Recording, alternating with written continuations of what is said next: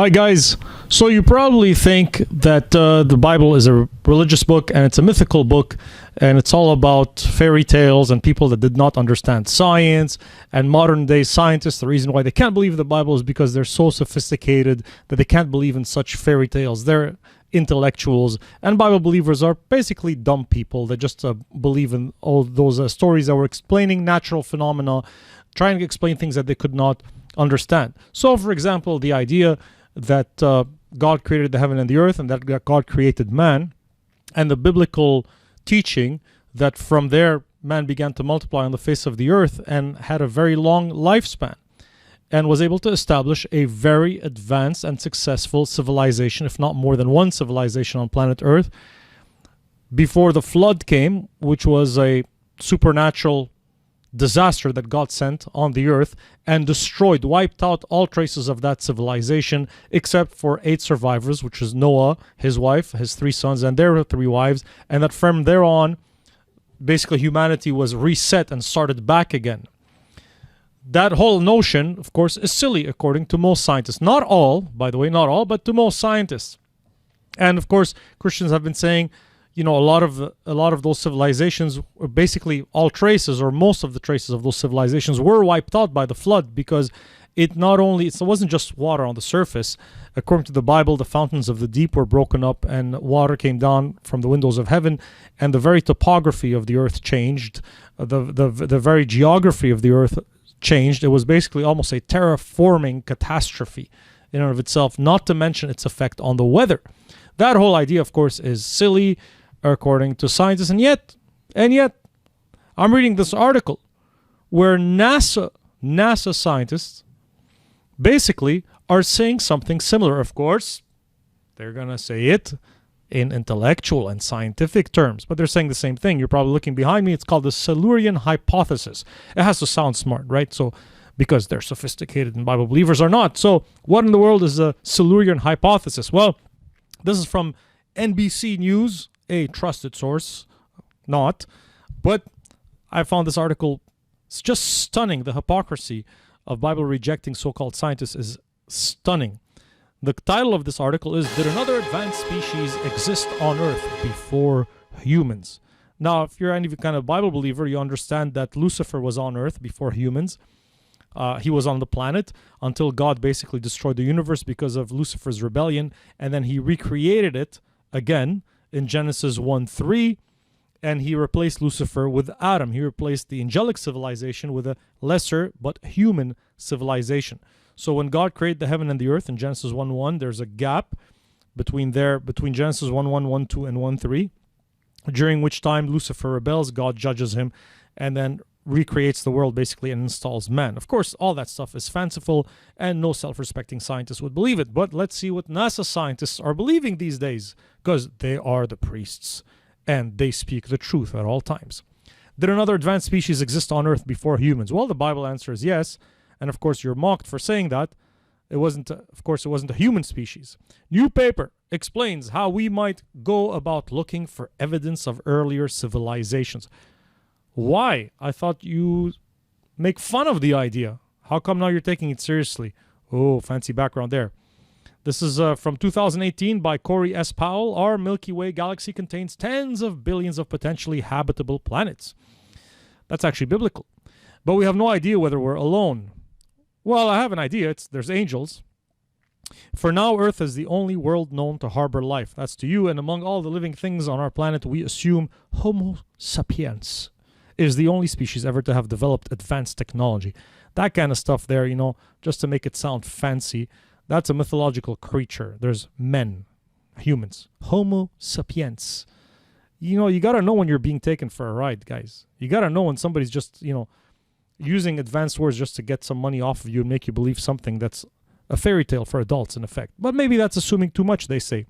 In a mind-bending new paper entitled The Silurian Hypothesis, a reference to an ancient race of brainy reptiles featured in the British science fiction show Doctor Who, scientists at NASA's Goddard Institute for Space Studies and The University of Rochester, take a critical look at the scientific evidence that ours is the only advanced civilization ever to have existed on our planet. Look at that. NASA and university. What are they going to say here? Do we really know we were the first technological species on Earth? Asks Adam Frank, professor of physics and astronomy at Rochester and co-author of the paper. We've had an industrial society for only about 300 years, but there's been complex life on land for nearly 400 million years. What a joke. What a joke. Now, listen, the only reason why modern science has to constantly push this idea that the universe is 5 billion years old and that we've been here for 400, life has been here for 400 million years is because they need that time frame to accommodate the idea of evolution, that things transform slowly over time. Although that is not technically correct. As any evolutionist worth his salt understands, evolution is not a function of time, but of generations. If you can get many generations in a short amount of time, like with bacteria, for example, you should have those evolutionary changes that people claim exist, and lo and behold, they don't. So just check bacteria. If humans went extinct today, Frank says, any future civilization that might arise on Earth millions of years hence might find it hard to recognize traces of human civilization. Yeah, that's what we're telling you about the pre-flood civilization and the giants that were in the earth in those days. But when we say that, they make fun of us, you know.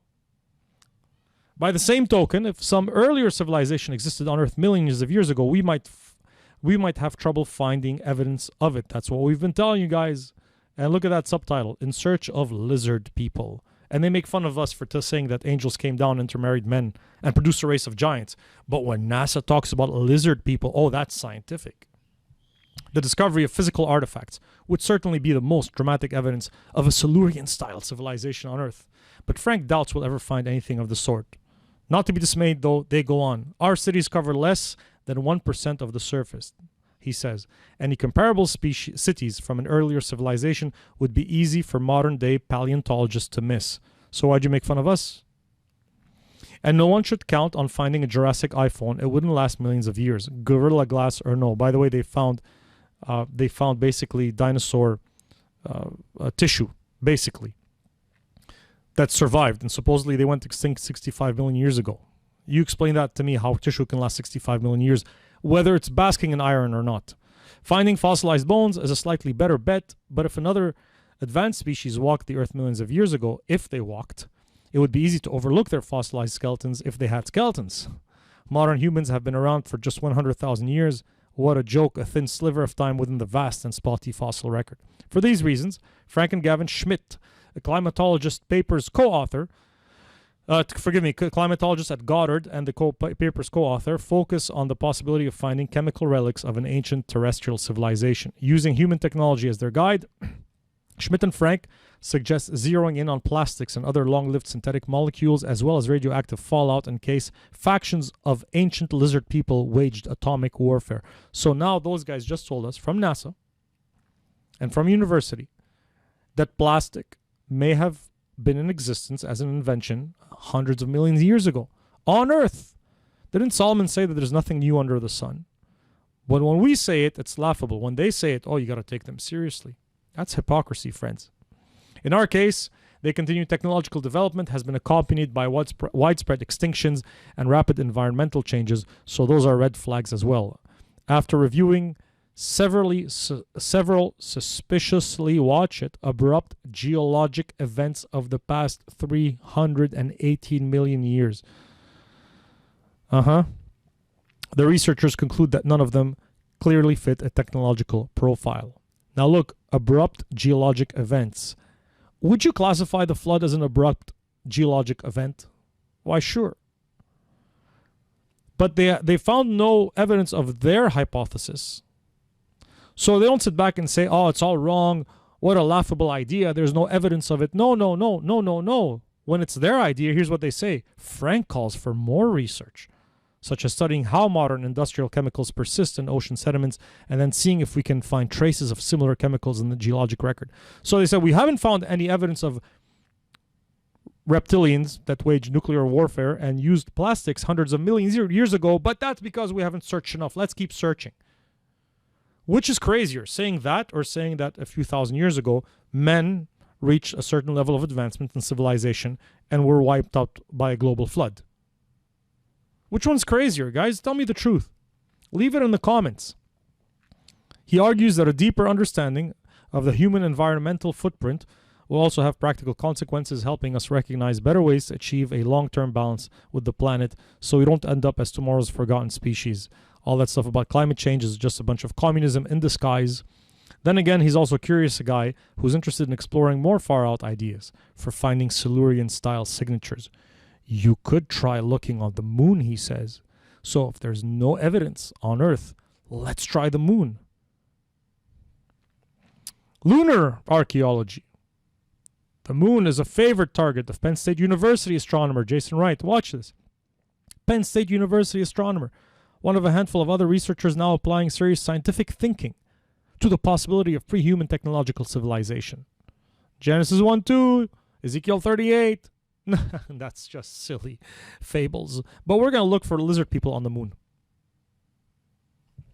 Habitable planets like Earth are pretty good at destroying unmaintained things on their surfaces. Yeah, Wright says. So he's been looking at the exotic possibility.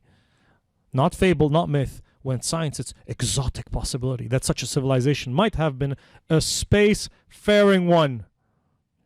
If so, artifacts of their technology or techno-signatures might be found elsewhere in the solar system. Now, you guys do know that angels can travel in space, right? The Bible teaches us that. Wright suggests looking for such artifacts not just on the lunar surface, but also on asteroids, or buried on Mars, places where such objects could theoretically survive for hundreds of millions or even billions of years. Are you getting this? Guys, are you getting this? This science that you're always so afraid of, that people so religiously respect, and make fun of the Bible account of the Genesis, the pre-flood civilization, and the flood, and technology being reset at zero.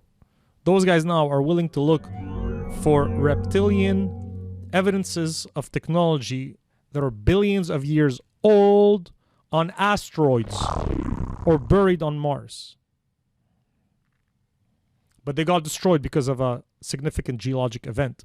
Now, that idea of a civilization going up and then a significant event destroying it only for the civilization to reset is basically what happened in the days of the flood. I'm going to show you a graph here, and I'm going to give credit where credit is due as best I can. This is from Answers in Genesis. All right, so I'm giving credit. This is from Answers in Genesis. Whoever did that, leave it in the comment. I'll try to leave you more credit. But this is a simple graph showing technological advancement or accumulated technology. This would have happened before the flood. Remember that over here, people were living hundreds of years because there was less sin and the environment was in better shape. And so people are, and not only that, you have